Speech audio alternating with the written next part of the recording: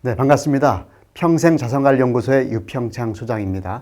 11월 한 달 동안의 경제 이슈와 자산관리에 대해서 알아보는 시간입니다. 자, 최근에 국내외의 금융경제 이슈를 몇 가지를 뽑아봤는데요. 첫 번째는 미국의 대선 결과입니다. 두 명의 후보 중에 누가 되더라도 보호무역주의는 아주 강화될 것이다, 이렇게 보여지고요. 11월 달은 미국 금리가 동결됐습니다. 기존에 비해서 1년 동안 좀 동결 중인데 아마 12월 달, 다음 달에 인상될 걸로 많이들 예측하고 있는데, 그랬을 때 어떤 현상이 생길지를 좀 지켜봐야 되고요. 세계 경제의 큰 바로미터 중에 하나죠. 바로 이제 석유 가격인데요. 오펙이라는 그 기구에서 감산 합의를 얼핏 한 것 같은데, 이 부분이 정말 제대로 이행될지 안 될지, 이에 따라서 유가의 방향이 결정될 걸로 보여집니다. 사실 오펙이 아닌 나라도 절반쯤 됩니다. 세계 산유국 중에서.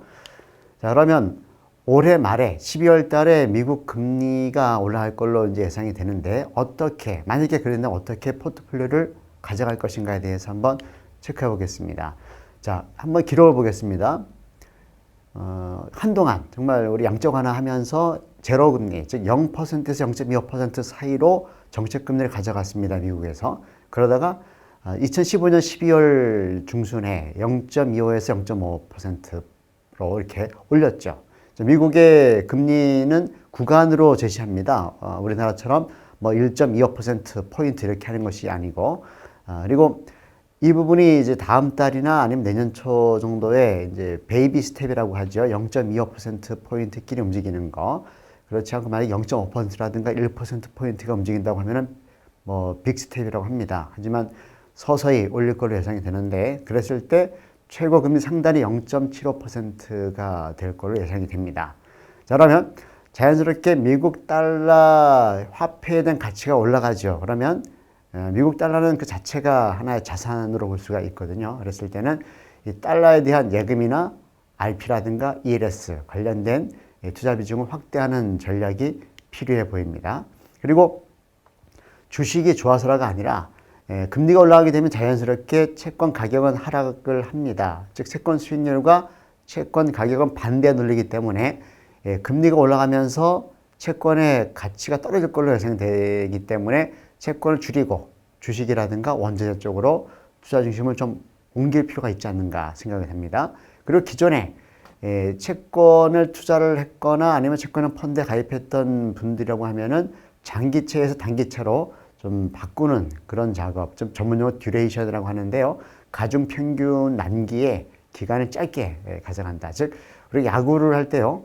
아주 방망이 길게 잡고 치면 홈런 또는 헛스윙이 되는 확률이 많습니다. 하지만 짧게 잡고 치면은 홈런은 어렵겠습니다만 번트라든가 아니면은 이제 한 1루타, 2루타 정도의 그 안타는 확률이 높아질 수 있겠죠. 자, 한국 경제가 중요하죠. 우리 미국의 금리 인상과 어떤 오펙이라는 이런 기구에서 석유를 줄이고자 이러한 노력들에 관해서 우리나라가 어떤 영향을 받을 거냐, 이 부분이 중요한데 몇 가지 살펴보겠습니다. 자, 유동성 함정이라고 합니다. 이런 현상이 지금 우리나라에 나와 있는데, 이 부분은요, 중앙은행에서 아무리 돈을 풀어도 돈이 돌지 않고요, 소비나 투자가 위축되는 현상을 얘기합니다. 즉, 양적 완화 형태든 아니면 금리를 낮추던 이런 여러 가지 이 정책을 펴더라도 어떤 소비가 확산되지 않고 투자도 되지 않고, 그러면 그 나간 돈들이 어딘가에 그냥 묶여져 있는 겁니다. 그 부분이 바로 단기 부동성 자금이라고 볼 수 있는데요. 부동자금은 사상 최대치라고 합니다. 최근에 우리나라는 사상 최대치라는 기록들이 경제 쪽에서 많이 나옵니다. 물론 외환 보유고도 사상 최대치였고요. 또 금리도 사상 최저치로 내려가고요. 이런 현상인데, 그 중에 하나가 바로 부동자금입니다. 2010년 8월 말 기준으로 해서 980조나 된다고 합니다. 구체로 보면은 현금이 82조쯤 되고요. 그리고 입출금식 예금 있죠. 보통예금이라든가 이런 것들, 이 194조. 그리고 이왕이면 입출금식 상품이라도 금리를 더 주는 게 있습니다. DA라든가 이런 것들, 즉 수시 입출금식인데 저축성 예금, 이 부분이 거의 절반 가까이 470조 정도 됩니다. 그리고 MF가 73조, CMA가 44조, CD, RP 각각 19조, 8조 5천. 그리고 6개월 미만 정기예금은 사실은 장기적인 투자가 아니지 않습니까? 뭐 1년 동안 정기예금 하기에는 부담스럽고 중도 해지에 따른 이자 손실이 예상되고, 그리고 또 3개월짜리 뭐 CD나 이런 걸로 하려고 보니까 금리가 좀 낮고, 그래서 6개월짜리나 아니면 5개월짜리 이렇게 정기예금 하는 경우가 있는데요. 이 부분도 66조. 그 증권사에서 이제 투자 안 하고 갖고 있는 예탁금이 21조 정도 된다고 합니다. 이렇게 부동자금이 늘어난다는 것은 그만큼 돈이 돌지 않는다. 그리고 투자하지 않는다. 대기자금이죠. 지켜보겠다는 겁니다. 즉 현재 경제 상황을 호황으로 보지 않고 불황으로 인식하는 사람들이 많다라고 볼 수 있겠죠.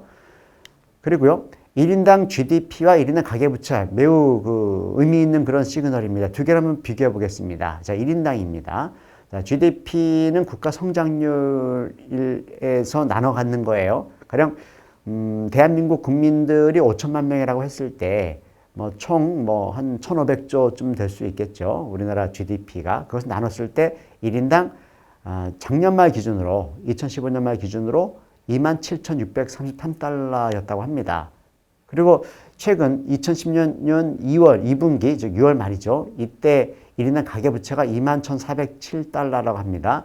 여전히 뭐 GDP가 더 높은 상태입니다. 하지만 증가 속도가 문제라는 겁니다. 증가율 속도, 즉 1인당 GDP가 증가하는 속도보다 1인당 가계부채가 증가하는 속도가 훨씬 높다는 겁니다.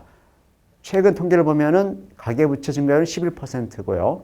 GDP 증가율은 뭐 5% 정도밖에 되지 않다고 합니다. 물론 GDP 증가율에는 물가까지 포함된 겁니다.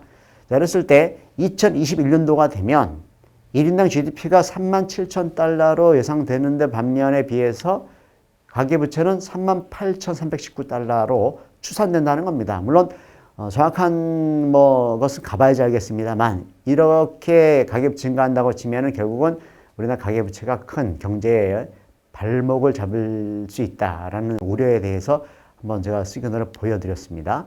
자, 그러면 7대 경제지표를 한번 살펴보겠습니다. 자, 소비자 물가지수는 2개월 연속 1%대로 올라갔습니다. 즉 지난달은 1.2%였는데 지금 1.3%예요.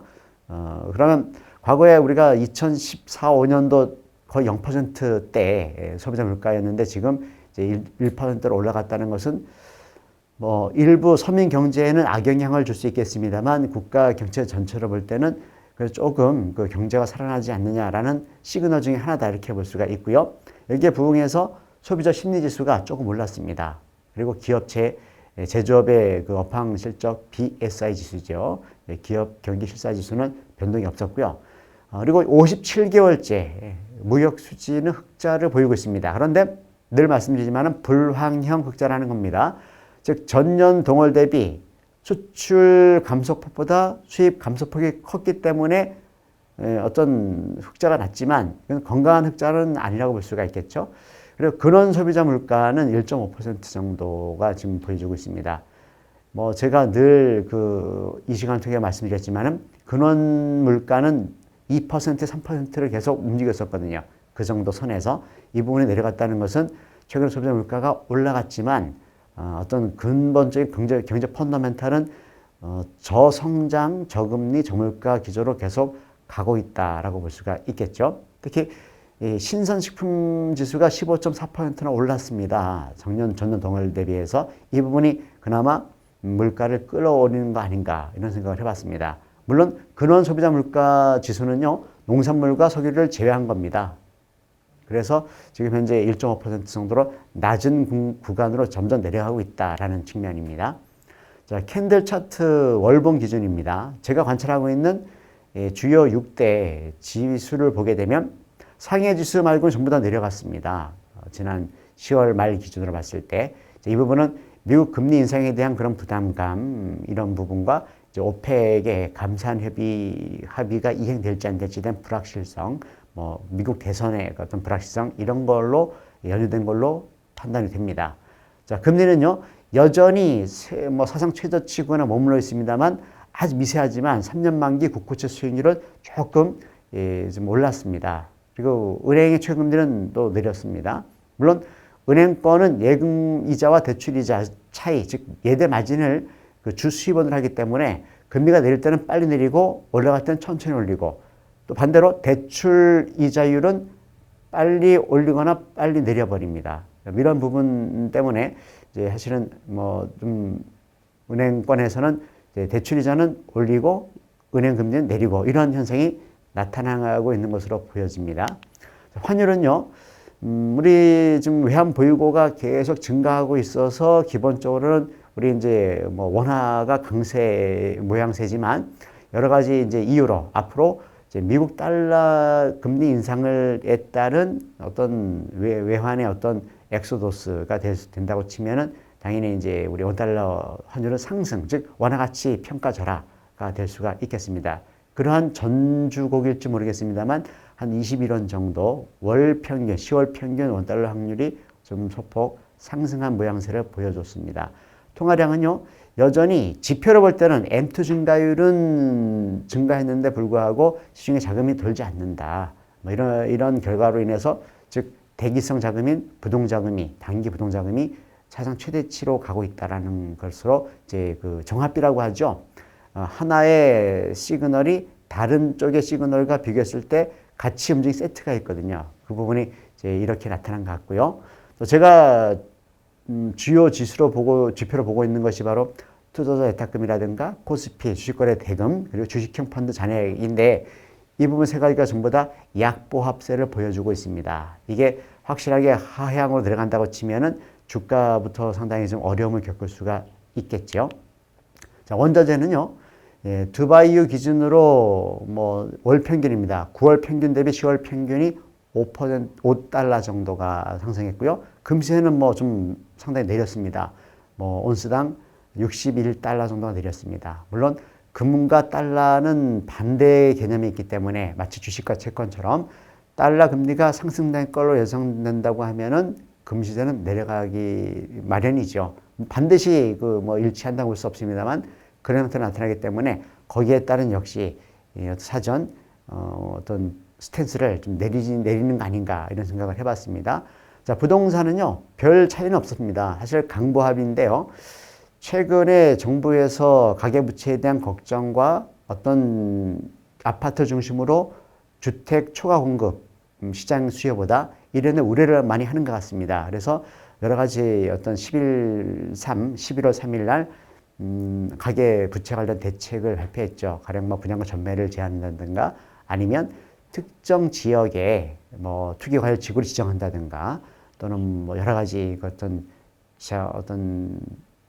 제재를 가할 걸로 보여집니다. 물론 이 부분은요, 핀셋 규제를 해가지고 전국의 16개 시도를 다 하는 것이 아니고 특정한 지역, 강남이라든가 뭐 과천이라든가 아니면 일부 세종이라든가 이런 곳에만 국한된 거지만 혹시라도 그로 인해서 이 건설 경기가 좀 다운되면 우리나라 같은 경우는 뭐 1년 후에 경기가 나빠질 거라고 예측을 했을 때 그 예측하는 자체가 바로 다음 달에 반영이 돼서 오히려 1년 후에 경기가 나빠질 것이 다음 달에 바로 나빠지는 이런 그 좀 악순환이랄까요? 이런 것이 발생될 수도 있습니다. 그런 면에서 참 걱정이 되는데 저는 이렇게 봅니다. 대한민국 경제가 선진국 반열에 많이 올라가고 있지 않습니까? 그랬을 때 전국이 똑같이 반응하지는 않을 거라 보여집니다. 물론 모니터상에서 이루어지는 금융, 거래 이런 부분은 뭐 글로벌하게 어떤 공간적인 제약이 없이 동시에 이룰 수 있습니다만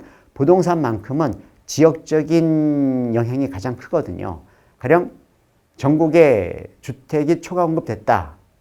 전국 수요 대비 전국 공급량 이렇게 비교하면은 사실 좀 무리가 있는 거죠. 왜냐하면 특정 입지, 가령 A라는 역세권 반경 1km 안에 그 들어올 사람들이 많은데 그 지역에 공급이 없다. 그러면 그 지역은 올라갈 수밖에 없는 거죠, 가격이. 반면에 뭐 B 지역이라고 치겠습니다. 여기는 B 역세권이고 배드타운이라고 보겠습니다. 그러면 여기에 새로운 아파트 짓는다. 그랬을 때 기존에 재고주택에 거주하는 분들이 A라는 좋은 입지로 떠나버리게 되면 당연히 이 B라는 비역세권의 입지에 짓는 새로운 주택이나 뭐 아파트 같은 경우는 미분양이 날 수밖에 없겠죠. 그러니까 정리해 보면은요, 부동산은 가장 큰 재산이기도 합니다. 우리 가정경제에서.